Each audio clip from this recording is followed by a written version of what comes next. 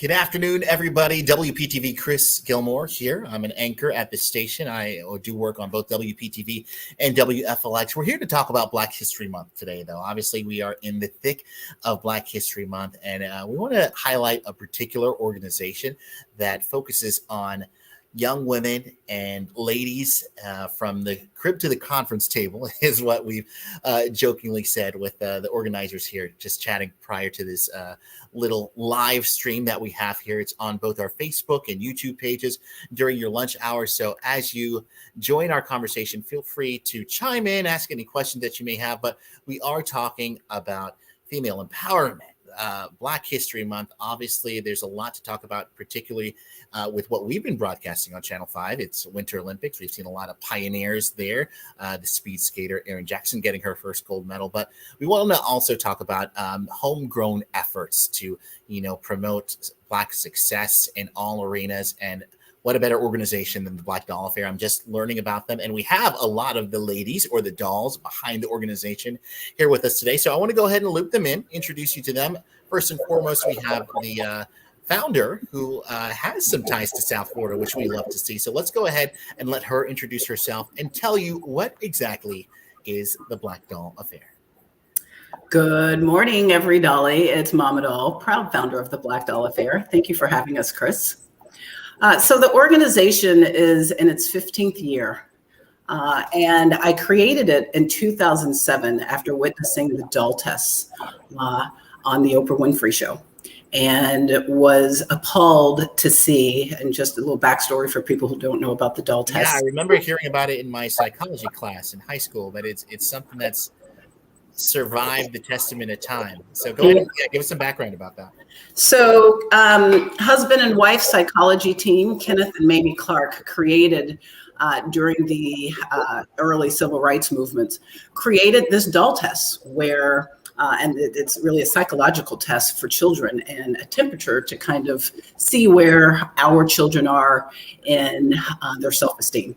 And so they took identical dolls, a black doll and a white doll, and presented them to young children as young as 3 and 4 years old, and asked them 3 basic questions: which doll is the good doll, which doll is the bad doll, and which doll do you prefer to play with, and why is it good, bad, and the doll you prefer to play with? Well, this is a test that was done originally in the 40s and then made famous during Brown versus Board of Education, Supreme Court case. And it was presented there and ushered into the Supreme Court, an integral part for the reasons the Supreme Court decided to desegregate schools. But fast forward, we thought we left that in history, or at least I thought we left it in history.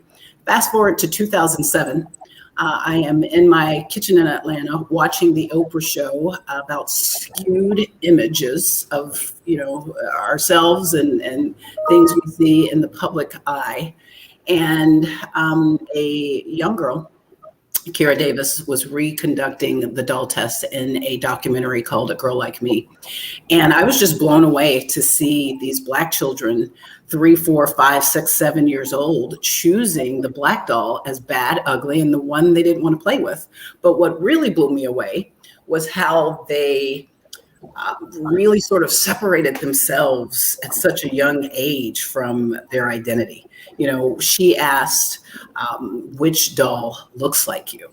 Which was a question that I thought was so powerful after these kids had just identified the black doll as bad and ugly. And so to see this one little girl sort of angrily push the black doll towards Carrie when she had to say, this is the one that looks like me, I thought, wow, this child just identified with the black doll, and she's angry about that. And so I threw what was supposed to be a one-time Christmas party where Black women and girls showed up in T-shirts with a toy doll. And the concept was arrive at this party as a living doll, whether you were blue, black, or they couldn't tell if you were black, whether you were size 2 or 22, and really just come to life and talk about life as the black doll, good, bad, and ugly. And so what was supposed to be a one-time Christmas party has turned into a 15-year-old movement that is written about in college textbooks and has been given a Presidential Service Award by the first Black president, has partnered with name brands like Barbie and MGA Entertainment, and has picked up huge celebrities like Misty Copeland and Gabrielle Union. And thousands of women across the country wear the T-shirt to become a Black doll. Our slogan is "Be a doll, give a doll," and "Be a doll" means show up in that T-shirt, be willing to help us change the way Black girls are perceived, more importantly, perceive themselves. That's our mission, and show up at the Black Doll Affair with a doll, and leave that doll with us, so that at the end of the year we can give those dolls away around the country. And we've done that for see 15 some years. of the charity, Dana, and that's what's so great about it. I want to go ahead and, for the sake of time here, want to bring in some of the. Because I'll go on all day. and with good reason. But we have some of the dolls that you've been able to help over the time that this organization has been in play, and it must be very inspiring for you to see the impact that it's had on those individuals. So I want to go ahead and bring in one of the dolls, Kendra Dixon. And Kendra, just go ahead and tell me, how has the organization helped you, and what does it mean to you? Well, my name is Kendra. I've been part of the Black Doll Affair since 2009, and it has definitely impacted my life in such a positive way. At the time, I had just, had my first daughter, and I was looking for ways to get back into the community and give back. And the Black Doll Affair crossed my path. So I was like, oh, what's that? I was aware of the 1940s doll test, so that kind of stuck with me, that it was birthed because of the remake of that. And so, I went to a Black Doll Affair, met Dana and some dolls, and I was so there. I had the opportunity to be in a position where I can give back my time and my money to the community. And then what sold me was the Be a Doll, Give a Doll. I had just had my daughter, and I'm like, well, yeah, I'm going to buy dolls, and I want to pour back into her, because I grew up, not having high self-esteem. And sometimes people look at you and they might not know what you're going through. And I realized that I carried that over into my adulthood, and I didn't want to pass that on to my daughters. So being in an atmosphere around other women who were like-minded, who were passionate about just reminding a Black girl of her beauty really stuck with me, because the conversation of Black beauty is a conversation that's going to stick around forever. And it's a conversation that we're going to always have to have. So the fact that I can be a living doll that my daughters see, when I put on a shirt, it's more than a T-shirt. It's a message of the vision that we represent, the mission, and I just enjoy the fact that I'm able to put my daughters in a position where they can see themselves through me. Funny enough, we were just in Vogue, and I had the opportunity. I've had many experiences with the Black Doll Affair. My daughter, she was like, "Oh my goodness, mommy, you and the Black dolls, y'all are celebrities." And I didn't look at it that way, but the fact that she saw me, she saw us in a magazine where she doesn't usually see it. That was a heartwarming moment for me. And there's at such a pivotal age. I have a daughter, she's 12, my other daughter's 9. And with social media and, TV, they don't really see positive images of themselves all the time. And I always teach them, you're magical, you're beautiful, you can do everything. And this is something that the Black Doll Affair constantly teaches to our baby dolls, and not only just our baby dolls, our Black dolls. We have our yearly Christmas parties in December, and that's something that my daughters look forward to every year. We have it the first Saturday of December all around the world, where we have our Black Doll Affair Christmas parties.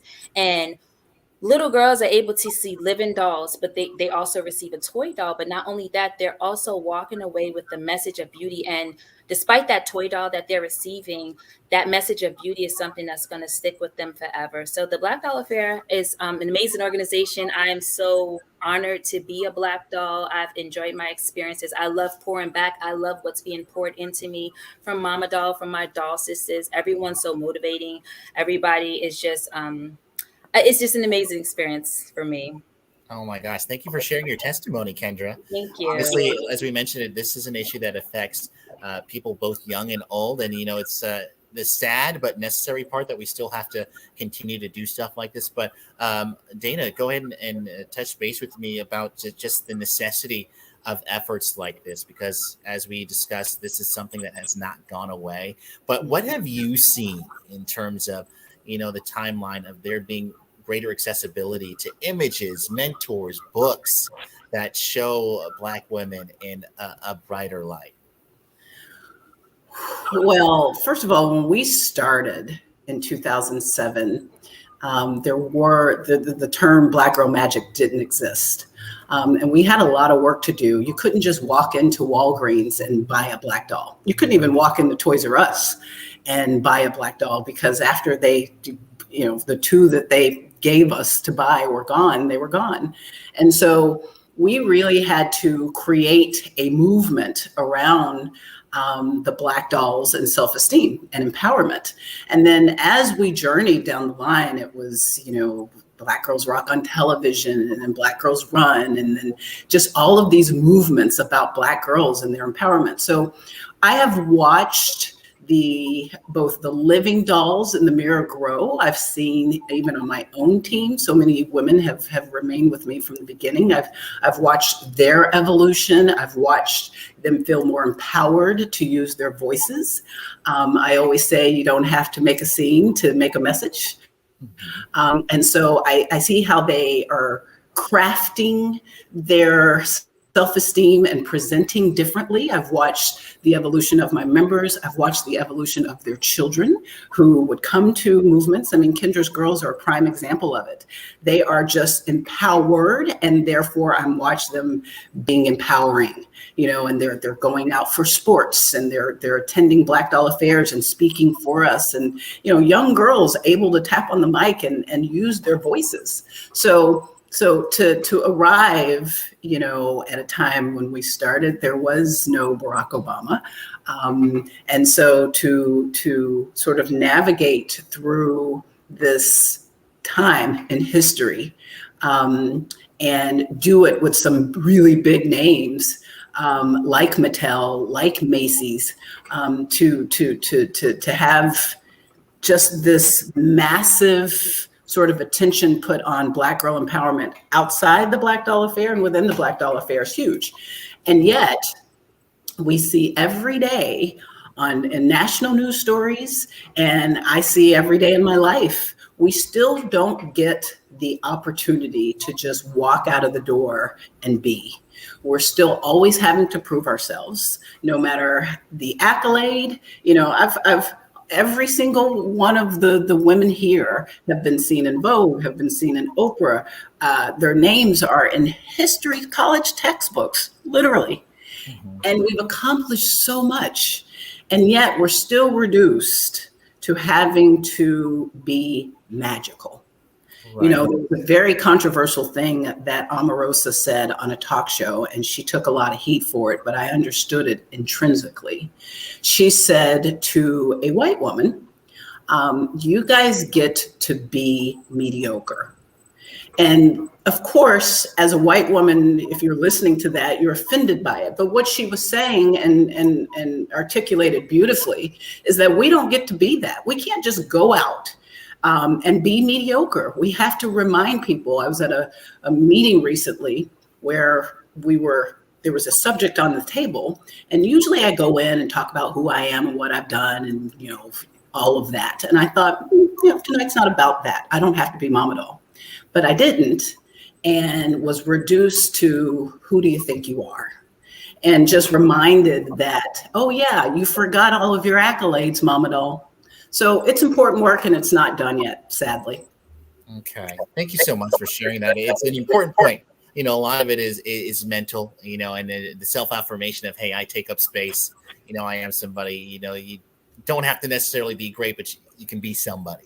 I want to go ahead and remind everyone who's watching about why we're here. This is the Black Doll Affair, who we're highlighting a part of Black history. For those of you who are watching who have any questions or comments about what you'd like to see or what you've experienced in terms of Black History Month this year, feel free to mention in the comments. If not, we're having a pretty great conversation here. I want to go ahead and not forget about our other doll in the room, Karen, who's the PR, public relations, marketing arm of the organization. One big question I have for some of those who are watching: how can we support the Black Doll Affair, and what events do you have coming up? Well, one of the things I want to say, you can always support the Black Doll Affair by going to blackdollaffair.com. And there are a host of different ways that you can support us, and that's all listed online.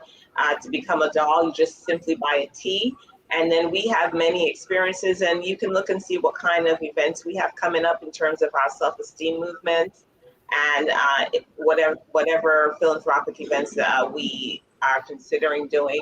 But the one thing I want to do, and being kind of like the cleanup person here, is talk about what you said at the beginning, from the crib to the conference table.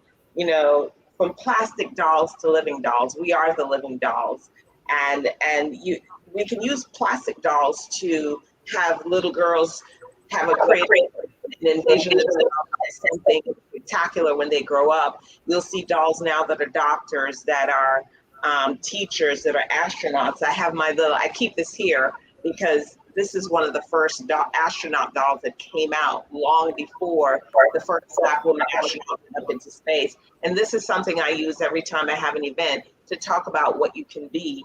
And, we are the Black dolls of the Black Doll Affair, and we're here to change the way Black women are perceived. But more importantly, how do we perceive ourselves? You spoke about Erin Johnson, historic run in the 2022 Olympics. She is the first Black woman to ever do speed skating. What does that say to our little young girls? It says you can be whatever you want to be. You just have to put your mind to it and don't get distracted by the noise, the eminent noise that surrounds us, that, like Dana says, try to reduce us to some common lower denominator factor. We're not. We're strong. We're beautiful. This movement is not a Black activist movement. It's a Black empowerment movement. But we have so many supporters here that are, not just Black and not just women. We have white women that are called porcelain dolls. We have men that are called Black doll brothers. And the non-Black men are called porcelain pals. We have supporters in terms of Danny Strong, Emmy Award-winning actor and screenwriter and producer. Gabrielle Union, I don't have to tell you who she is. These are our honorary dolls. Misty Copeland, principal dancer for the American Ballet Theater. Shane Evans, who's an illustrator for Taye Diggs, actor and writer, Chocolate Me book. Shula King, comedian. We have Cheryl Brown Henderson, which Dana referred to the doll test being used in Brown versus the Board of Education. We have historic people that are part of our movement. And I love to hear that, Karen, especially during, Black History Month, because I was going to finish up with saying that the most important thing that I think that we can do as, allies and people who are within the movement is to keep these Black stories alive, which I feel like you all are doing a great job of doing, reminding everyone again that you can go to your website to support buying a T-shirt, just, reminding people, if not of anything, the experiment. And also, saying that this is just not a binary thing. You can have Black Doll Brothers, which I might have to look into becoming at the end of this. Well, you should. Also, as it relates to, Florida, we have so many stories of success here in our own backyard. We mentioned off camera about, Serena Williams. We also have Coco Gauff, Erin Johnson in the sports world, but also it extends beyond that. You don't just have to be athletic or beautiful. You can also be intelligent. So I love you having the astronaut doll there. It reminds me of the movie Hidden Figures, to show that Black women can also be smart and occupy spaces that weren't previously reserved for them. I'm thinking about more recently, Kamala Harris, Stacey Abrams, in terms of change makers and policy makers. So I just got to appreciate you all so much for taking time out to remind us of this. Black History Month. It's it seems like a shame that it's only, a month that we get to really highlight these, but I appreciate the work that you're doing, throughout the year and years since 2007 to do this. So moving forward, I know that you said that you have an event around Christmas time. Is that the Be a Doll, Give a Doll? How can we promote this going forward? So right now we are in, we really start to, as Kendra mentioned, our Christmas parties are annual, first Saturday of every December, which from day one, it's been that way. And then after that, I go on hiatus because I work so hard throughout the year. And then we start to pick back up around this time, Black History Month. And then I start to have conversations with the dolls about what's next, and really sort of building up to Christmas. I use this time to say, what are we going to do next year, Mom and All? What conversation needs to be presented to the Black Doll Affair? And so that's a messaging and a program that I get with Karen, we put together, and then somewhere in spring, summer, we announce to our ambassadors, our Christmas ambassadors, which are women around the country, what we're going to be doing. And then later that year, we'd announce it globally, what our Christmas party will be about. And then we just sort of put together calendars. Obviously, a lot is going on online because of the pandemic. That's hindered a lot of our social club events. So we are still practicing social distancing and just kind of peeking our head out the door going, is it time yet? But for now, I would like to say, the messaging behind the Black Doll Affair is no membership fee, just buy your Black Doll tee.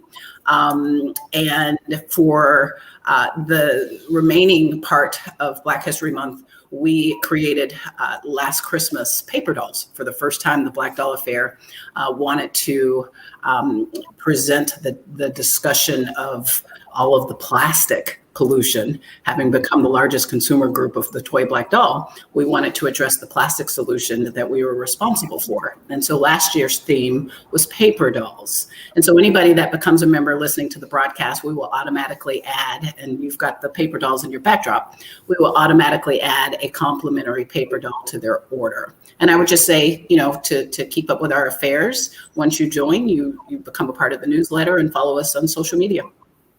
Well, thank you so much for taking time out of your afternoon. Our YouTube channel. Yeah. Oh, yes. There you go. Again, you see the website scrolling on the bottom of your screen. They have several avenues for you to get in contact with them.